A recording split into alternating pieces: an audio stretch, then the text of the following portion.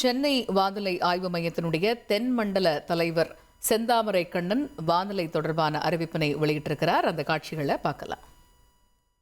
தென்மேற்கு வங்க கடற்பகுதிகளை ஒட்டிய வட இலங்கை கடலோர பகுதிகளில் நிலவிய டிட்வா புயலானது வடக்கு வடமேற்கு திசையில் நகர்ந்து இன்று காலை 8:30 மணி அளவில் வேதாரண்யத்திற்கு தென்கிழக்கே 140 கிலோமீட்டர் தொலைவிலும், காரைக்காலுக்கு தெற்கு தென்கிழக்கே 170 கிலோமீட்டர் தொலைவிலும், புதுச்சேரிக்கு தெற்கு தென்கிழக்கே 280 கிலோமீட்டர் தொலைவிலும், சென்னைக்கு தெற்கே 380 கிலோமீட்டர் தொலைவிலும் நிலை கொண்டிருந்தது.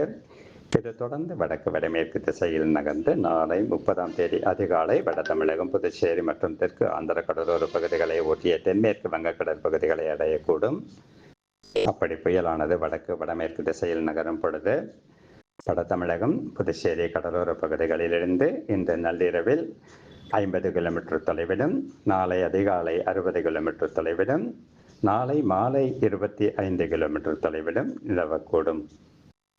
தென்மேற்கு வங்க கடற்பகுதிகளை ஒட்டிய வட இலங்கை கடலோர பகுதிகளில் நிலவிய டிட்வா புயலானது வடக்கு வடமேற்கு திசையில் நகர்ந்து இன்று காலை 8:30 மணி அளவில் வேதாரண்யத்திற்கு தென்கிழக்கே 140 கிலோமீட்டர் தொலைவிலும், காரைக்காலுக்கு தெற்கு தென்கிழக்கே 170 கிலோமீட்டர் தொலைவிலும், புதுச்சேரிக்கு தெற்கு தென்கிழக்கே 280 கிலோமீட்டர் தொலைவிலும், சென்னைக்கு தெற்கே 380 கிலோமீட்டர் தொலைவிலும் நிலை கொண்டிருந்தது.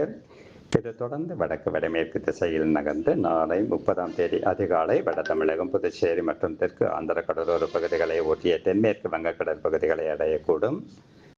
அப்படி புயலானது வடக்கு வடமேற்கு திசையில் நகரும் பொழுது வட தமிழகம், புதுச்சேரி கடலோர பகுதிகளிலிருந்து இன்று நள்ளிரவில் 50 கிலோமீட்டர் தொலைவிலும், நாளை அதிகாலை 60 கிலோமீட்டர் தொலைவிலும், நாளை மாலை 25 கிலோமீட்டர் தொலைவிலும் நிலவக்கூடும். தென்மேற்கு வங்க கடற்பகுதிகளை ஒட்டி டிட்வா புயலுடைய பாதை எப்படி இருக்கு அப்படிங்கிறத பற்றி வானிலை ஆய்வு மையத்தினுடைய தென்மண்டல தலைவர் செந்தாமரை கண்ணன் பேசினதை நம்ம பார்த்தோம்.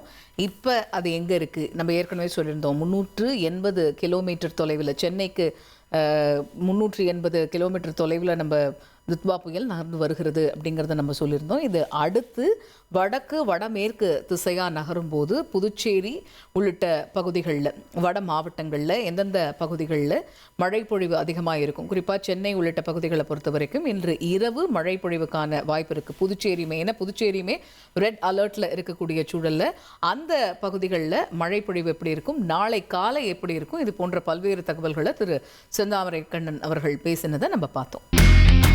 இனி செல்லும் இடமெல்லாம் செய்தி. தந்தை டிவியின் வாட்ஸ்அப் சேனலை ஃபாலோ பண்ணினா செல்ல இருக்கும் இடமெல்லாம் செய்தி. இதோ QR கோட், இப்பவே ஸ்கேன் பண்ணுங்க, ஃபாலோ பண்ணுங்க.